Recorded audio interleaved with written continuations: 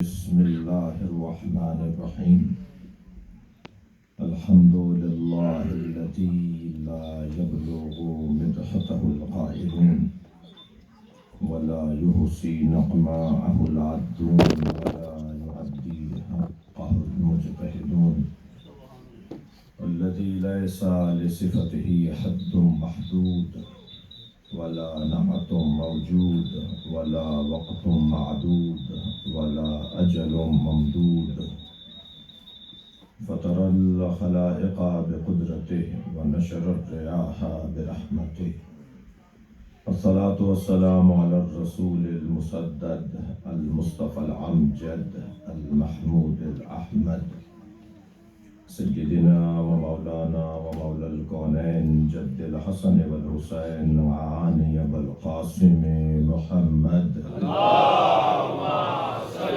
على محمد وآله الطيبين الطاهرين المعصومين الذين قال الله إنما يريد الله ليذهب عنكم الرجس أهل البيت ويطهركم تطهيرا اللهم صل على محمد وآل محمد ولعنة الله على أعدائهم أجمعين من يوم عداوتهم إلى قيام يوم الدين أما بعد قال الحكيم في القرآن الكريم بسم الله الرحمن الرحيم يا أيها الذين آمنوا اتقوا الله وكونوا مع الصادقين صلوات اللهم صل على محمد وآل محمد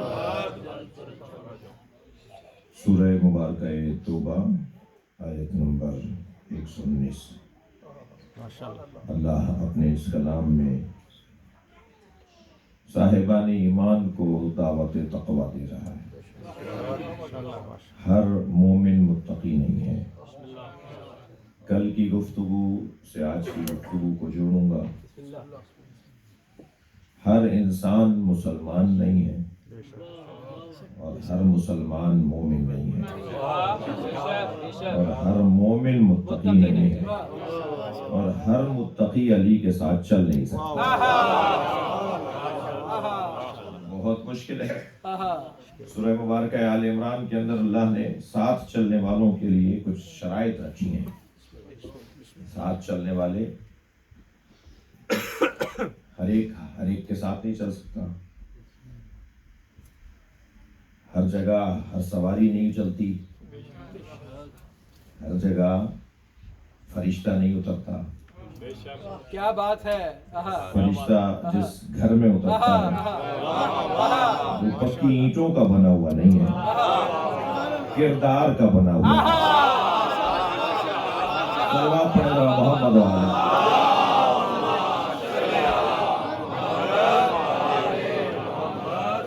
یہ عام رستے کے اوپر جہاز اتار لیں گے؟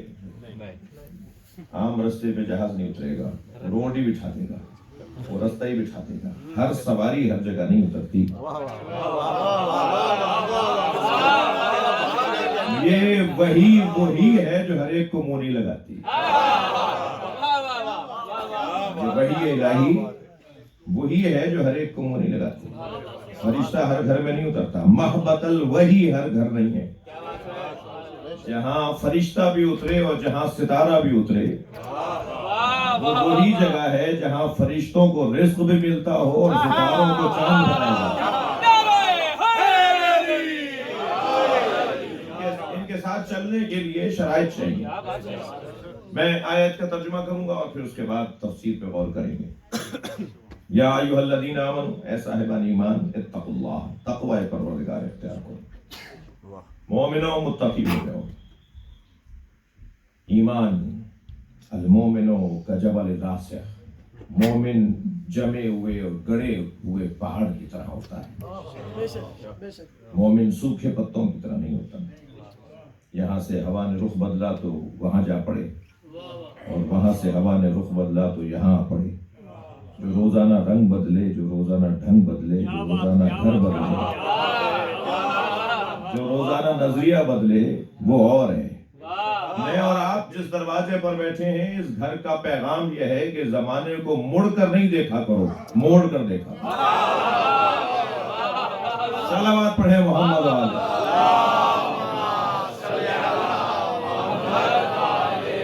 हालात से मुतासिर होना और है, हालात को मुतासिर करना और है। रंग में रंग जाना और है और रंग चढ़ाना और है। हमारा जिससे ताल्लुक है, जिस घराने से ताल्लुक है, वहाँ के का असर ही कुछ और है जी। मैं आम सादा उर्दू में मजलिस पढ़ रहा हूँ, महफिल पढ़ रहा हूँ।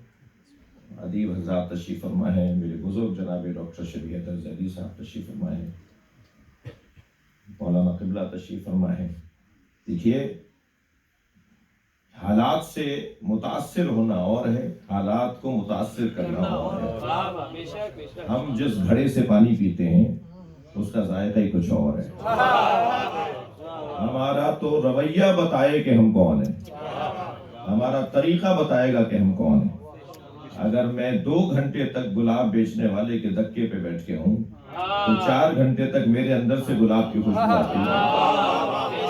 जो 70 साल से हुसैन हुसैन कर रहा है उसके अंदर हुसैनियत कैसे नहीं होगी, उसके अंदर रंगे करबला कैसे नहीं होगा। तो ये इस घर का, इस दर का एक खास असर है जी। आप ना चाहते हुए भी ये जश्न सादिक़ीन पढ़ने हैं ना, यानी देखेंगे तो पढ़ना ही पड़ेगा जी। मसलन ये मौला हुसैन का नाम लिखा है, ये मौला अब्बास का नाम लिखा है, एक निगाह जाएगी तो खुद ब खुद पढ़ लेंगे। माहौल का असर देखिए आप।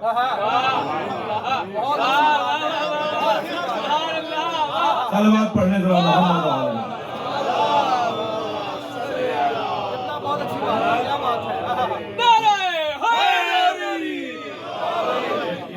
आपके अतराफ में अच्छे अच्छे नाम लिखे हुए हैं, वो नाम लिखे हैं जो अर्श पे लिखे हुए हैं। ये कोई मामूली नाम तो नहीं है, ये इमाम हुसैन का नाम अर्श पे लिखा हुआ है। अच्छा, जिसके घर जाएंगे उसी का नाम तो लिखा हुआ देखेंगे। है अल्लाह का अर्श, नाम हुसैन का लिखा है। कोई अल्लाह पैगाम देना चाहता है, मुझ तक पहुंचना चाहते हो तो हुसैन तक आ जाओ जी। ये घराना हमें अल्लाह से जोड़ने वाला घराना। तवज्जो। तो ये जो माहौल का, ये जो असर अंदाज होने का, ये जो हमारे यहाँ बुजुर्गों ने हमें सजा के दिया है।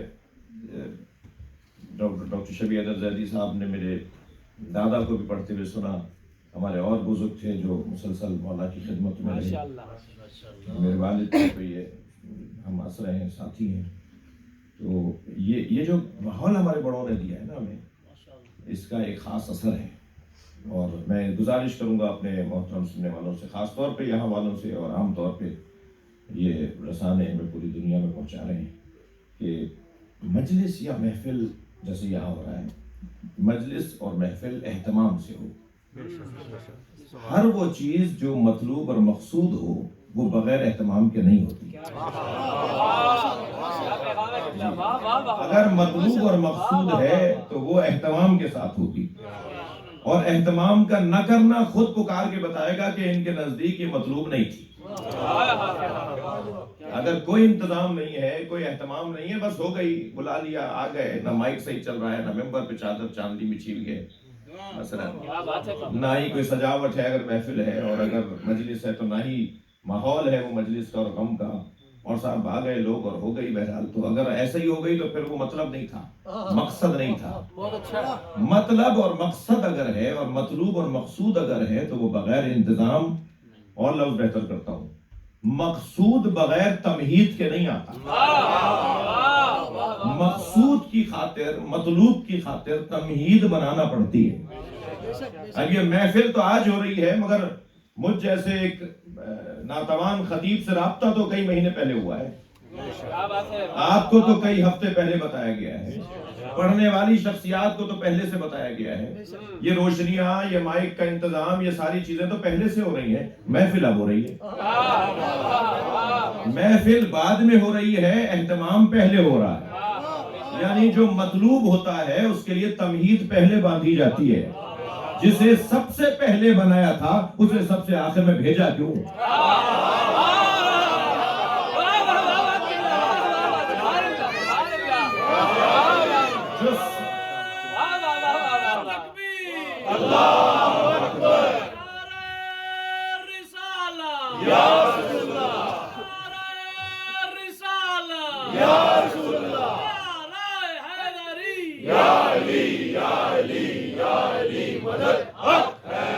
جو سب سے پہلے بنا اسے سب سے پہلے بھیج دیا ہوتا. کائنات میں اللہ نے سب سے پہلی مخلوق کس کو قرار دیا؟ کسے سب سے پہلے بنایا ہے؟ سرکار کی ذات کو.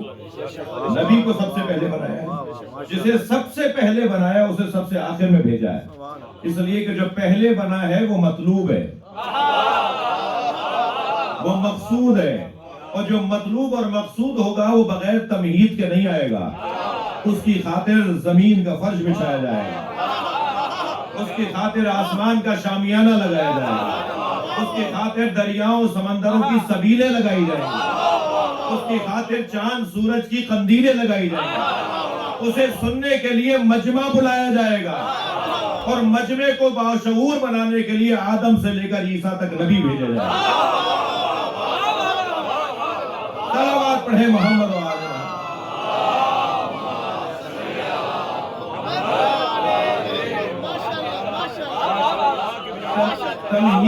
تمہید کے بغیر مطلوب نہیں آئے گا. یہ سب کچھ جس مقصود کی خاطر کیا گیا, جی یہ سب کچھ بنایا گیا. کنتو کندن مخفیہ, میں چھپا ہوا خزانہ تھا. اچھا, میں آپ کی خدمت میں حاضر ہوا ہوں. بڑی ایک عرصے سے 10-12 سال سے تو ارادے ہی کر رہے تھے ہم کہ آ جائیں یہاں آپ کو دیکھنے کے لیے. اب نہ جانے دوبارہ کب آنا ہوگا. اس لیے, اور میرے معاونین خاص طور پہ جناب علی صاحب مسلسل جو ہے وہ میرے سامنے بیٹھے ہیں, اور گھڑی بھی ان کے ہاتھ میں ہے, اور ہمیں کہیں اور بھی حاضر ہونا ہے.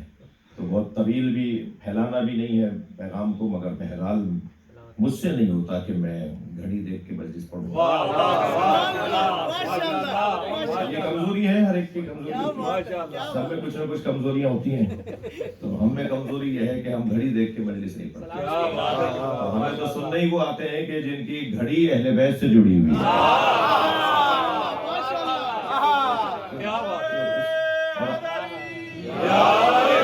اللہ نے جسے مطلوب اور مقصود قرار دیا اسے بغیر تمہید کے نہیں بھیجا. اور وہ آئے, اور آنے کے بعد 63 برس تک رہے, اور بظاہر رحلت ہو گئی, اور آج مدینہ منورہ میں ان کا گنبد خضرا مرجع خلائق ہے. تو آئے اور چلے گئے, مگر جن کی وجہ سے زمین کا فرش بچھایا گیا, آسمان کا شامیانہ لگایا گیا, وہ تو سب اپنی جگہ موجود ہے. یہ محفل جب ختم ہو جائے گی تو روشنیاں بند کر دی جائیں گی, مائک آف کر دیا جائے گا, کیمرے لپیٹ دیے جائیں گے, جی دروازے بند کر دیے جائیں گے, آپ بھی اپنے گھروں کو چلے جائیں گے, اور یہی دلیل ہوگی کہ محفل ختم ہو گئی. اگر سرکار چلے گئے ہیں تو سب چیزیں لپٹی کیوں نہیں؟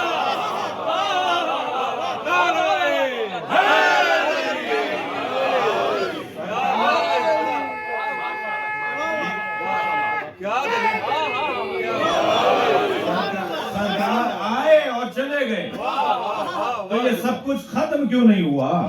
ان ساری چیزوں کا ہونا دلیل ہے کہ وہ گئے نہیں.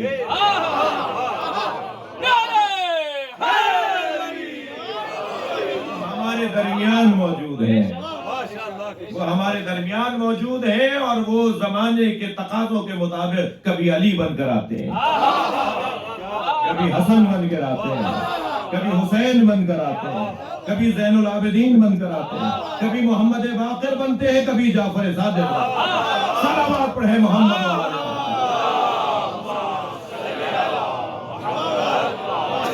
اور آج بھی وہ ہمارے درمیان موجود ہے, وہ گئے نہیں ہیں. میں یہ 4 مصرے تکرار کر رہا ہوں کہ امام جتنے ہیں ایک نور سے ہے سب کا خمیر, ہے ان میں سبھی محمد صغیر ہوں کہ کبیر. خیال ہے کہ نظر بندی مصور نے الٹ پلٹ کر دکھائی نہ ہو وہی. یہ سرکار کا وجود آج بھی ہمارے درمیان موجود ہے, اور یہ ہم محمد رسول اللہ پڑھتے ہیں. محمد اللہ کے رسول ہیں، تھے نہیں۔ سن 11 ہجری کے بعد تھے نہیں بول رہے ہم کہتے ہیں محمد اللہ کے رسول ہیں۔ ہم اپنی نمازوں کو کمال دیتے ہیں السلام علیکہ ایھا النبی کہہ کر، اے نبی پر سلام کہہ کر ہم اپنی نمازوں کو کمال دیتے ہیں۔ سلام مخاطب اسے کیا جاتا ہے، مخاطب وہ ہوتا ہے، مخاطب اسے کیا جاتا ہے جو سامنے موجود ہو۔ تو یہ تو ہمیں پتہ ہے کہ ہماری آنکھیں جو چیز دیکھ رہی ہیں ضروری نہیں ہے کہ وہی ہے، جو نہیں دیکھ رہی وہ بھی تو ہے، جو ہماری آنکھیں نہیں دیکھ رہی وہ بھی تو ہے۔ تو یہ تو کوئی دلیل نہیں ہوئی کہ جو نظر آ جائے اسی کو مانا جائے۔ یہ بہت سے لوگوں کا شوق ہے کہ اللہ کو قیامت پہ دیکھیں گے، مجھے تھوڑی سی ان سے بھی ہمدردی ہے۔ کچھ لوگوں کو شوق ہے کہ اللہ قیامت میں نظر آئے گا اور دیکھنے کا شوق ہے، مجھے ان سے ہمدردی اس لیے ہے کہ کم سے کم وہ یہ کہہ کر اعلان کر رہے ہوتے ہیں کہ ہم منتظر ہیں، اللہ کے دیدار کے منتظر، اس لیے ان سے مجھے پیار ہے کہ انتظار طبیعت میں ہے۔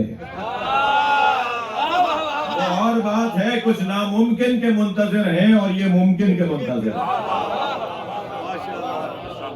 اللہ نظر نہیں آ رہا اس کا یہ مطلب نہیں ہے کہ اللہ نہیں ہے، بہت ساری چیزیں جو ہمیں نظر نہیں آتی۔ میرا موضوع عقیدہ توحید نہیں ہے، لیکن بات اچھے موڑ پر آئی ہے تو ایک جملہ کہہ دیتا ہوں، ہر چیز کو دیکھنے کا شوق بھی اچھا نہیں ہے۔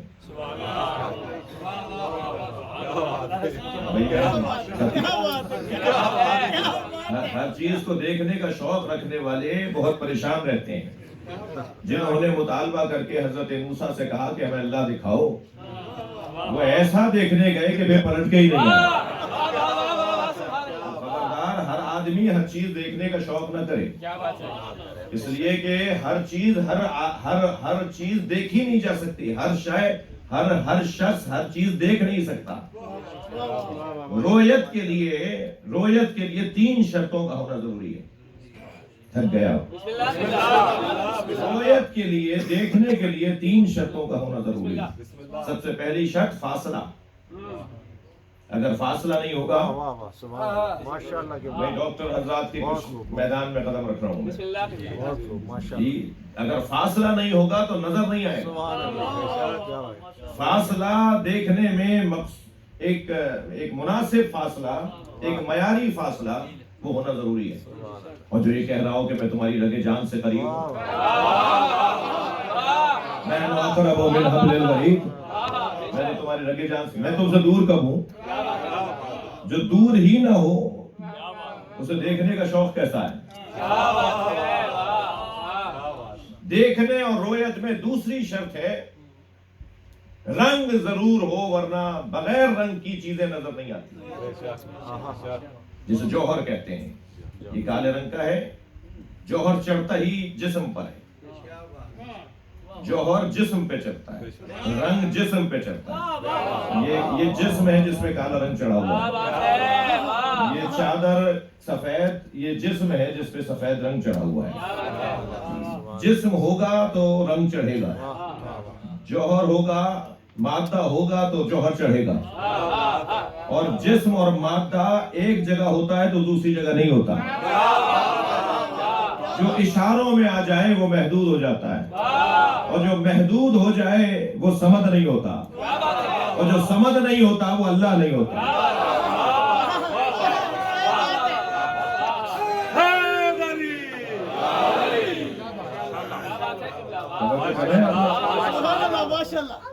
یہ رنگ ہے، مادے پہ چڑھا ہوا ہے، اور مادہ محدود کر دیتا ہے ہر چیز کو۔ ہمارا بدن اس وقت اس لیے محدود ہے، ہماری روح اس لیے اس وقت محدود ہے کہ ہمارے بدن میں ہماری روح ابھی یہی ہے۔ سوتے ہیں تو آدھی موت ہو جاتی ہے، سوتے ہیں تو آدھی موت ہو جاتی ہے، اس لیے کبھی کبھی ایک دم مکے چلی جاتی ہے، پھر نجف آ جاتی ہے، کربلا چلی جاتی ہے۔ میں یہاں جانے کی بھی ان کی بات کر رہا ہوں جن کی روحیں پاک ہیں، ورنہ نہ جانے کس کی روح کہاں جاتی ہوگی۔ کربلا جانے والی روحوں کی بات کر رہا ہوں۔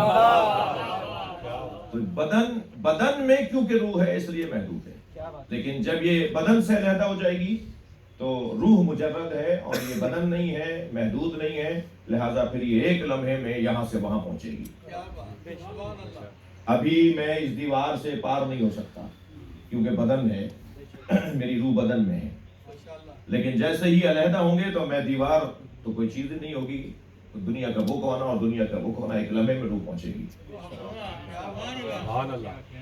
جی کہہ رہے ہیں کہ زندگی میں مدد مانگنا جائز تھا، زندگی کے بعد مدد مانگنا جائز نہیں ہے۔ یا رسول اللہ اور یا علی مدد کہنا ان کی زندگی میں ٹھیک تھا، مگر ان کی رحلت کے بعد یا علی مدد کہنا ٹھیک نہیں ہے۔ تو بھائی جب ان کی روح ان کے بدن میں تھی جب ٹھیک تھا، جب ان کی روح ان کے بدن سے علیحدہ ہو گئی تو اور طاقتور ہو گئی ہے، تو بدرجہ اولا مدد مانگنا چاہیے۔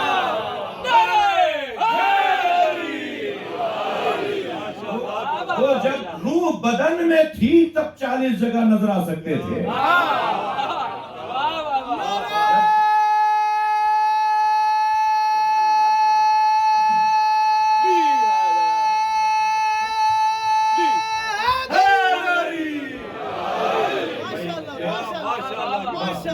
مفاہیم اور معارف کو سننے کے لیے آپ آمادہ ہیں؟ مجھے حوصلہ مل رہا ہے آپ کا شوق دیکھ کے، ورنہ صفحہ پلٹنا بھی آتا ہے مجھے۔ ایک صلوات پڑھے ذرا محمد والے۔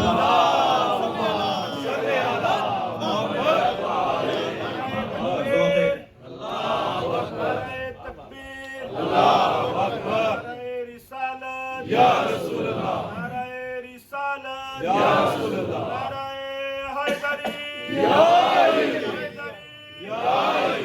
تاجیل ظہور امام زمانہ بلند تر صلوات۔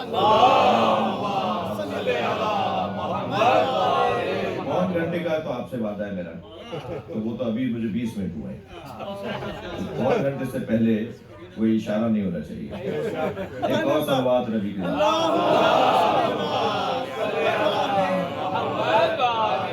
ایک اور بہتر صلوات۔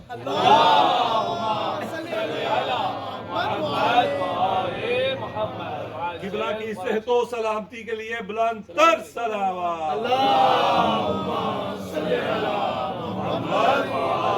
سب کی صحت و سلامتی کے لیے، امام کے ظہور میں تعجیل کے لیے بلند تر صلوات۔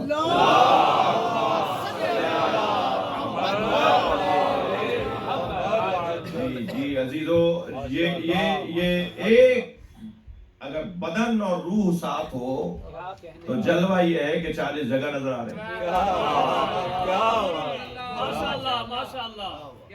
آیت اللہ بزرگوار نمازی نے شرح زیارت جامعہ میں ایک حسین منظر لکھا ہے، اور وہ حسین منظر یہ ہے کہ ولایت تکوینی کی بحث کرتے ہوئے، تصرف اہل بیت کی گفتگو تحریر کرتے ہوئے وہ کہتے ہیں کہ جنگ صفین میں جب مولا کے لشکر کا پانی ختم ہو گیا تو مالک اشتر سالار تھے، مالک نے آ کر مولا سے کہا کہ مولا پانی ختم ہو گیا ہے اور گھاٹ پہ قبضہ ہے، 3000 یا 4000 سپاہیوں کا لشکر محمد ابن عشا سکندی کی سالاری میں وہاں قابض ہے، علی والوں پر پانی بند ہے۔ جی تو مولا کیا کریں؟ حملہ کریں، پانی کی خاطر لڑائی کریں، خون گرے گا پانی کی خاطر، کیا حکم ہے مولا کا؟ حضرت نے فرمایا خبردار جاؤ جا کے پانی لے کر آؤ۔ مالک نے صرف اتنا پوچھا کہ کتنا لشکر لے کے جاؤں؟ حضرت نے فرمایا خبردار تنہا جاؤ۔ اب مالک نے یہ نہیں پوچھا کہ بچوں گا یا شہید ہو جاؤں گا، اس لیے کہ مالک جانتے ہیں امام کے حکم پر ہی رہنا زندگی ہے۔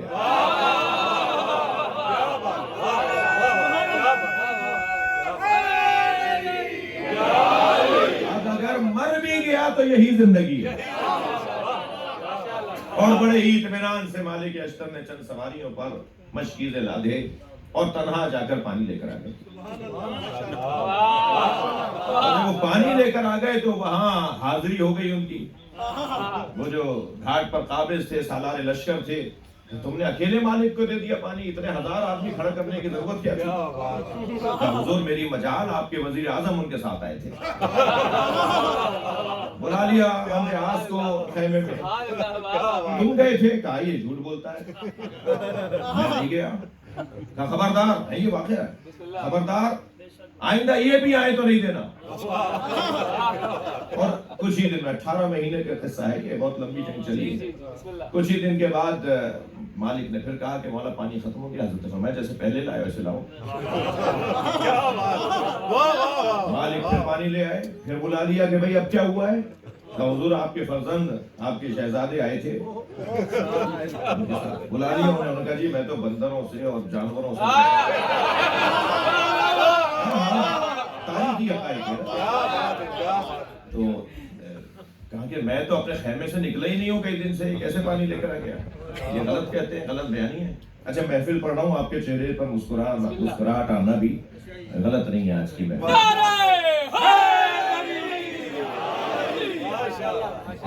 میں تو خیمے میں ہی تھا، کئی دن سے باہر نہیں نکلا ہوں، میرا تو کوئی واسطہ ہی نہیں اس کام سے جو یہ بتا رہے ہیں کہ میں آیا ہوں۔ تو انہوں نے خبردار اگر یہ یزید بھی آئے تو پانی مت دے۔ تو تیسری مرتبہ پھر مالک نے آ کے کہا کہ مولا پانی، حضرت نے فرمایا جیسے پہلے لائے ویسے لاؤ۔ مالک لے کر آ گئے، انہوں نے کہا بھئی اب کیا ہوا؟ کہا حضور آپ خود آئے، آپ خود آئے۔ کہنے خبردار یہ معاملہ کوئی غیر معمولی ہے، اب اگر میں بھی آؤں تو مجھے ثبوت فراہم کرو گے، دلیل دو گے مجھے کہ میں آیا تھا۔ چوتھی مرتبہ مالک پانی لے کر آئے تو پھر بلایا، اب کون آیا تھا؟ حضور آپ آئے تھے، دلیل کیا ہے؟ کہا میں نے آپ کے ہاتھ سے انگوٹھی اتروا لی تھی۔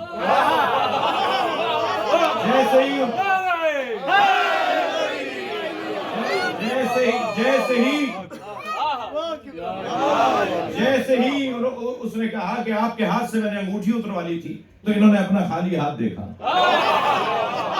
خالی ہاتھ دیکھ کر بے ساختہ کہا ہذا من عجائب علی بن ابی طالب۔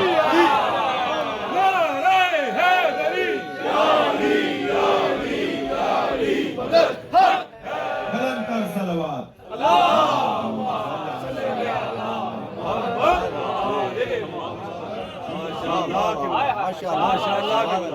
رویت کے لیے ایک بنیادی شرط فاصلے کا ہونا ہے، ایک بنیادی شرط جوہر کا رنگ کا ہونا ہے، جس پہ رنگ نہیں ہے وہ نظر نہیں آئے گا۔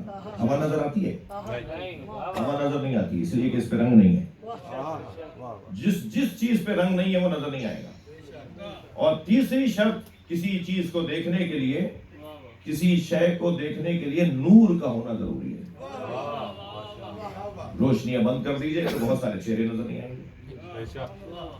جی اندھیرا چھا جاتا ہے تو ہمیں روشنی کی ضرورت ہوتی ہے کسی بھی شے۔ اچھا یہ روشنی بند کر دیجئے، جلتی رہے اور یہ روشنی نہ ہو، اگر ٹیوب لائٹ کی روشنی ہو اور آنکھوں کی روشنی نہ ہو، آنکھوں میں نور نہ ہو تو کیسے نظر آئے گا؟ تو نور کا ہونا ضروری ہے۔ اور نور کو دیکھنا اس کی بھی شرائط ہے۔ میں اور آپ اس ٹیوب لائٹ کو دیکھ سکتے ہیں، مگر اس کا وولٹیج بڑھا دیجئے، اس کا آپ کو پاور بڑھا دیجئے تو آہستہ آہستہ آنکھیں چو دکھائیں گی۔ اردو میں جس پڑھ رہا ہوں جی، سورج کو دیکھ کے دکھائیے، سورج کو کوئی دکھائے دیکھ کر، سورج دیکھیں گے تو ایک مرتبہ آنکھیں بند ہو جائیں گی، اس لیے کہ وہ نور غالب ہے۔ جب نور پر غالب آ جائے تو وہ نور نظر نہیں آتا جو غالب ہوتا ہے۔ اور اللہ نور السماوات والارض، صلوات پڑھے محمد و آلہ محمد۔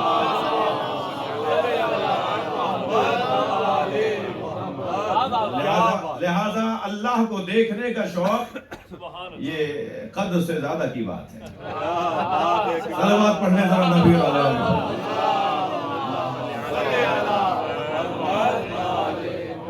مل کر صلوات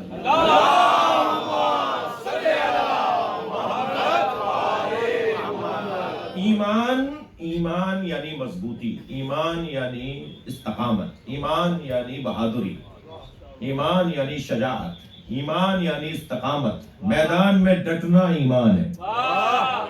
ہمیشہ میدان تلوار چلانے کا نہیں ہوتا، میدان میدان ہے، کبھی پڑھائی کا میدان بنے گا، کبھی نوکری اور کاروبار کا میدان بنے گا، کبھی تعلیم کے حصول کا میدان بنے گا، کبھی قومیات کا میدان بنے گا، کبھی ادارے چلانے کا میدان بنے گا۔ ہمارے کے بس کی نہیں ہے ادارے چلانا، یہ ہماری زندگی تو مسلسل جہاد میں ہے، یعنی ہم مسلسل جدوجہد کے لیے پیدا ہوئے ہیں جی، ہر آن کوئی نہ کوئی کام ہے اور نظریے کے مطابق زندگی ہے، اور پھر سامنے اس کا مقابلہ ہے، بس اس کا مقابلہ برابر کرتے رہیں اور میدان چھوڑ کر نہ بھاگیں، یہ ہے ایمان۔ ایمان مومن جبل راسخ کی طرح ہوتا ہے، سوکھے پتوں کی طرح نہیں ہوتا۔ مولانا غازی محمد حنفیہ، جاؤ اس اونٹنی کے گھٹنے کاٹ کر آؤ تاکہ ہودج گرے اور جنگ ٹھنڈی پڑے۔ اپنے بیٹے محمد حنفیہ سے کہا، میرے محترم مجمع سے میں بات کر رہا ہوں جی، تو فرمایا کہ جا کے اس اونٹنی کے گھٹنے کاٹ کر آؤ تاکہ ہودج گرے اور جنگ ٹھنڈی پڑے، اور جب میدان میں جاؤ تو 3 باتوں کا خیال رکھنا۔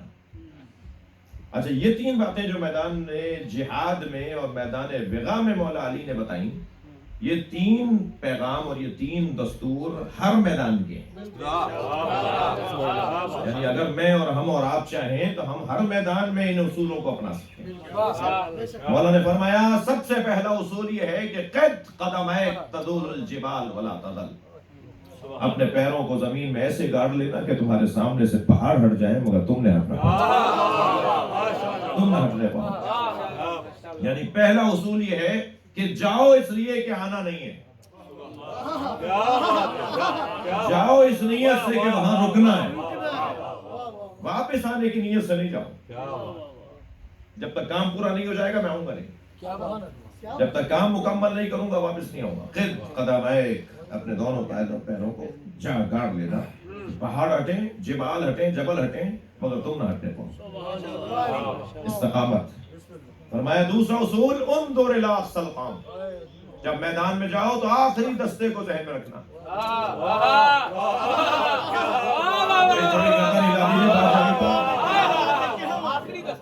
آخری دستے کو نگاہوں میں رکھنا، جو پہلے دستوں کو دیکھ رہے ہوتے ہیں وہ دوسرے دستے تک نہیں پہنچتے،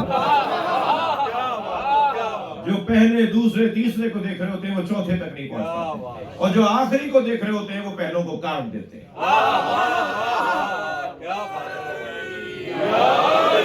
جن کی نگاہیں بلند ہوتی ہیں، جن کی سوچ اونچی ہوتی ہے، جن کی فکر بلند ہوتی ہے وہ کچھ معاشرے میں کر پاتے ہیں، جن کی سوچ محدود ہوتی ہے وہ کچھ نہیں کر پاتے۔ سوچ کا محدود ہونا ہی تو اعمال کا محدود ہونا ہے۔ جو روزانہ کہتے ہو الحمدللہ رب العالمین، وہ گلی کوچے میں کیسے پھنسا بیٹھا؟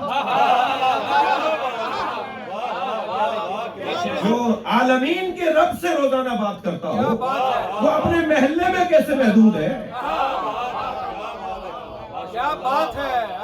وہ بات تو عالمین کے رب سے کر رہا ہے، وہ کلمہ تو رحمت للعالمین کا پڑھ رہا ہے، وہ نعرہ تو علی ولی اللہ کائنات کے مولا کا پڑھ رہا ہے، اور اس کی سوچ محدود کیسے ہے؟ میں تو کہتا ہوں ہمارا کلمہ ہی ہماری سوچ کو بلند کرتا ہے۔ جی مولا فرمانے آخری دستے پہ نگاہ رکھنا۔ میں ان بچوں جوانوں سے کہہ رہا ہوں، چھوٹی سوچ، محدود سوچ، وقتی عارضی کام یہ تمہیں کہیں نہیں لے جائیں گے، وہیں گھوم پھر کے واپس آ جاؤ گے، اور اگر سوچ بلند کرو گے تو کہیں پہنچ سکو گے۔ اور کیسے سوچ بلند ہوگی بھائی؟ محدود سوچ رکھنے والوں کے ساتھ بیٹھنے سے محدود ہو جاتے ہیں۔ دوستی بھی کرو تو ان سے کرو جن کی سوچ بلند ہے، تعلقات بھی ہو تو ان سے ہو جن کی سوچ بلند ہے۔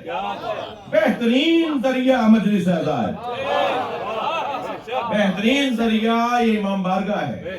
اپنے ان بچوں کو کسی بہانے سے صحیح لے آئیے۔ مجھے بہت اچھا لگتا ہے، تو یہاں تو بہت ہی ضروری ہے، میں تو پاکستان میں بار بار کہتا ہوں کہ ہر شخص اپنے گھر سے اپنا بچہ، اپنا پوتا، بھتیجا، بھانجا، بیٹا، بچہ اپنا ساتھ لائے، البتہ لانے کے بعد اپنے ساتھ ہی بٹھائے، معلوم ہوا کہ جی ایک ساتھ دو کام ہو رہے ہوں اپنا، تو اس کو سنبھالنا بھی ہے، اس کو آداب بھی سکھانے، اسے تہذیب بھی بتانا ہے۔ بہرحال وہ 2 دفعہ کوئی شرارت کرے گا تو 1 دفعہ بات تہذیب کی بھی کر لے گا، لیکن آہستہ آہستہ ہی سیکھے گا نا۔ ہمیں بھی تو کوئی لایا تھا، ہمارے بھی تو بڑے ہمیں لے کے جاتے تھے نا۔ تو یہ تو نظام ہے، مجلس میں، مسجد میں، نماز میں، نماز جمعہ میں اپنے ساتھ اپنے بچوں کو لے کے جائیں، اور کربلا جا رہے ہوں، عمرے کے لیے اور حج کے لیے جا رہے ہوں تو اپنے بچوں کو ساتھ، بھائی اس کے اوپر تو واجب ہی نہیں ہے، اس کے اوپر خرچہ کیا کرنا ہے، تم نے خرچہ کس سے سمجھا ہے؟ اس پہ تو حج واجب نہیں ہے، ہم اس کو لے جائیں تو بڑا ہو کے پھر اس کو کرنا پڑے گا، ہو سکتا ہے بڑا ہو کے اس پہ واجب ہی نہ ہو۔ اسے آج لے جاؤ، گود میں اٹھا کے لے جاؤ، اس کے ذہن میں کعبہ بسا رہے گا۔ اسے اپنی گود میں کربلا لے جاؤ، اس کے ذہن میں حسین بیٹھ جائیں گے۔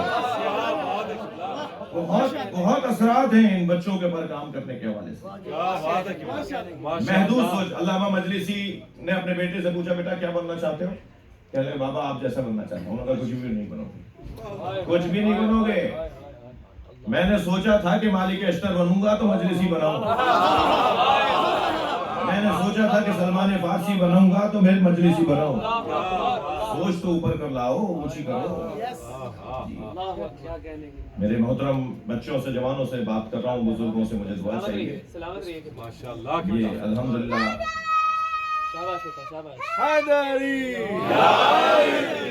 آپ کا تو بہت زیادہ تجربہ ہے۔ جہاز میں بیٹھنے کے بعد جیسے جیسے وہ اڑنا شروع ہوتا ہے، عمارتیں ہمیں نظر آ رہی ہوتی ہیں، کچھ دیر کے بعد وہ چھوٹی ہونا شروع ہو جاتی ہیں، کچھ دیر کے بعد وہ نظر آنا بند ہو جاتی ہیں۔ عمارتیں مٹی نہیں ہیں،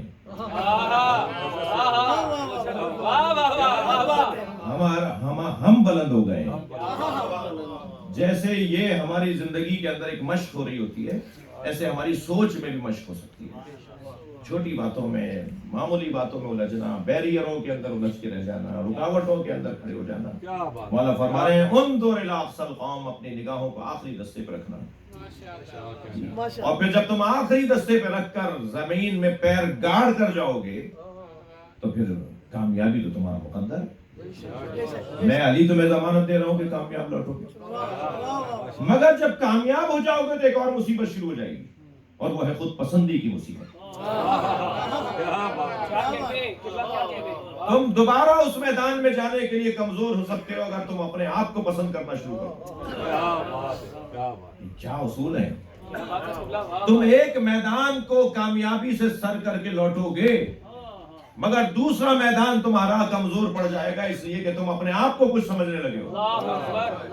جب تمہیں آفرین اور مرحبا کی صداؤں میں تمہارا استقبال کیا جائے، میرے اپنے الفاظ میں مولا کے پیغام کو سمجھنے کی کوشش کر رہا ہوں، تمہارے گلے میں ہار پھول ڈالے جائیں، تمہیں مبارکباد شیلڈیں دی جائیں، تمہیں تحفے دیے جائیں، تمہارے لیے گلدستے تیار کیے جائیں، تو تم اپنے آپ سے کہو گے کہ میں کچھ ہوں، میں کچھ ہوں، میں کوئی ہوں۔ مولا فرما رہے وَاعْلَمُوا أَنَّ النَّصْرَ مِنَ اللَّهِ، اس وقت اپنے آپ سے کہنا میں نے کچھ نہیں کیا، جو کچھ کیا ہے اللہ نے کیا۔